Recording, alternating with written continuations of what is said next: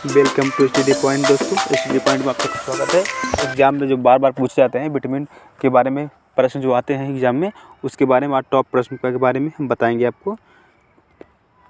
कुछ इस प्रकार प्रश्न है। पहला प्रश्न है जो परीक्षा में बार बार पूछा जाता है, विटामिन की खोज किस वैज्ञानिक ने की थी? विटामिन की खोज किस वैज्ञानिक की थी? सी फांक ने विटामिन की खोज की थी। सी फांक ने विटामिन की खोज की थी। दूसरा प्रश्न है, विटामिन शब्द कब किस वैज्ञानिक ने दिया? विटामिन शब्द किस वैज्ञानिक ने दिया? विटामिन शब्द सी फंक ने ही दिया। जो ऊपर वाला है वही ये भी रहेंगे दोस्तों। विटामिन शब्द सी फंक ने दिया। इसके बाद अगला प्रश्न है, विटामिन से कितनी ऊर्जा मिलती है? विटामिन से शून्य ऊर्जा मिलती है। क्या मिलती है? शून्य ऊर्जा मिलती है। विटामिन से शून्य ऊर्जा मिलती है। इसके बाद अगला प्रश्न है प्रश्न नंबर 4। प्रश्न नंबर 4 में पूछा गया है, विटामिन किस भाषा का शब्द है? विटामिन किस भाषा का शब्द है? विटामिन एक लैटिन भाषा का शब्द है। विटामिन लैटिन भाषा का शब्द है। इसका आंसर हो जाएगा लैटिन। इसके बाद अगला प्रश्न है प्रश्न नंबर 5। प्रश्न नंबर 5 में पूछा गया है दोस्तों, विटामिन के अध्ययन को क्या कहा जाता है? विटामिन के अध्ययन को क्या कहा जाता है? विटामिनोलॉजी। विटामिनोलॉजी कहा जाता है दोस्तों। विटामिनोलॉजी विटामिन के अध्ययन को कहा जाता है। इसका आंसर हो जाएगा विटामिनोलॉजी। अगला प्रश्न है प्रश्न नंबर 6। प्रश्न नंबर 6 में पूछा गया है, विटामिन को किन 2 प्रकार के वर्गीकृत किया गया है? विटामिन को किन 2 प्रकार में वर्गीकृत किया गया है? इसका आंसर हो जाएगा उपयुक्त दोनों। इसमें पानी में घुलनशील विटामिन है, वसा में घुलनशील विटामिन है, ये दोनों में है। इसका आंसर हो जाएगा उपयुक्त दोनों। इसके बाद अगला प्रश्न है प्रश्न नंबर 7। प्रश्न नंबर 7 में पूछा गया है, कौन विटामिन जल में घुलनशील होता है? कौन विटामिन जल में घुलनशील होता है? तो विटामिन बी भी घुलनशील होता है और विटामिन सी भी घुलनशील होता है जल में। इसका आंसर हो जाएगा उपयुक्त दोनों, क्योंकि दोनों जल में घुलनशील होता है। विटामिन बी, विटामिन सी, याद रखिएगा। इसके बाद अगला प्रश्न है प्रश्न नंबर 8। प्रश्न नंबर 8 में पूछा गया है, कौन सा विटामिन वसा में घुलनशील होता है? कौन सा विटामिन वसा में घुलनशील होता है? इसका आंसर हो जाएगा उपयुक्त सभी। विटामिन के, vitamin E, vitamin D, vitamin A, ये सब वसा में घुलनशील होता है। बहुत महत्वपूर्ण प्रश्न दोस्तों, इसको याद करिएगा।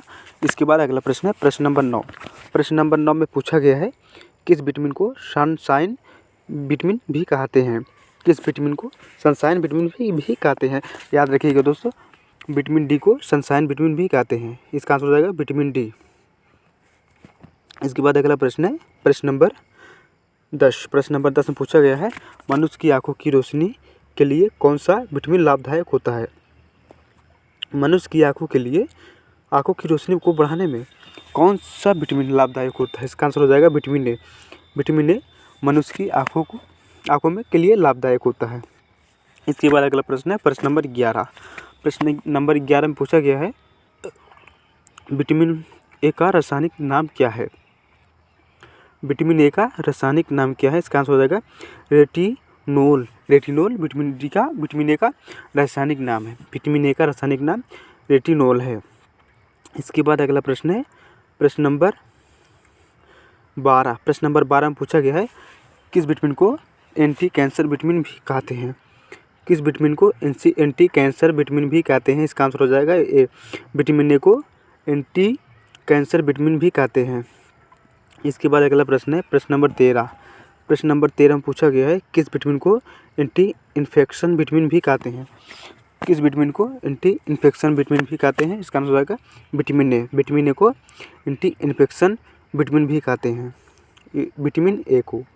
इसके बाद अगला प्रश्न है प्रश्न नंबर 14। प्रश्न नंबर 14 में पूछा गया है, ये प्रचुर मात्रा में किस में पाया जाता है? विटामिन ए प्रचुर मात्रा में किस में पाया जाता है? विटामिन ए प्रचुर मात्रा में गाजर में, हरी सब्जी में, मूली में, उपयुक्त सभी में पाया जाता है। इसका आंसर हो जाएगा उपयुक्त सभी। इसके बाद अगला प्रश्न है प्रश्न नंबर 15। प्रश्न नंबर 15 में पूछा गया है, किस विटामिन को रोग प्रतिरोधक विटामिन भी कहते हैं? विटामिन ए को रोग प्रतिरोधक विटामिन भी कहते हैं। इसका आंसर हो जाएगा विटामिन ए। विटामिन ए को रोग प्रतिरोधक विटामिन भी कहते हैं। इसके बाद अगला प्रश्न है प्रश्न नंबर 16। प्रश्न नंबर 16 पूछा गया है, किस विटामिन की कमी से रतौंधी बीमारी होती है? बहुत महत्वपूर्ण क्वेश्चन है दोस्तों। किस विटामिन की कमी से रतौंधी बीमारी होती है? इसका आंसर है विटामिन ए। विटामिन ए की कमी से रतौंधी बीमारी होती है।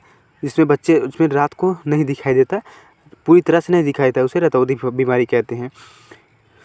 विटामिन ए की कमी से होता है। इसके बाद अगला प्रश्न है प्रश्न नंबर 17। प्रश्न नंबर 17 में पूछा गया है विटामिन ए की कमी से होने वाली बीमारी रतौंधी को और किस नाम से जाना जाता है? निकटोलोपियो के नाम से जाना जाता है। जो रतौंधी बीमारी का दूसरा नाम है निकटोपोलियो। किसकी कमी से होता है? विटामिन ए की कमी से होता है निकटोलोपियो। विटामिन ए की कमी से होता है, इसका दूसरा नाम है रतौंधी का है निकटोलोपियो। इसके बाद अगला प्रश्न है प्रश्न नंबर 18।